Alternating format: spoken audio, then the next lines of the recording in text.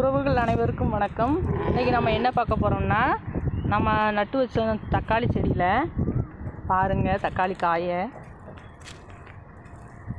பூவுக்குள் ஒளிந்திருக்கும் கனி கூட்டம் அதிசயம் அப்படிங்கிற மாதிரி நல்ல தக்காளி பாருங்கள்.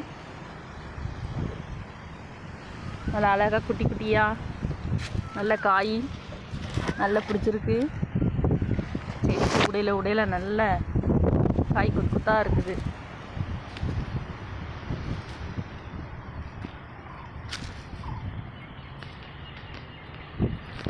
உடையில ஒரு வாழை வச்சது, வாழை நல்லா இலை வந்துடுச்சு.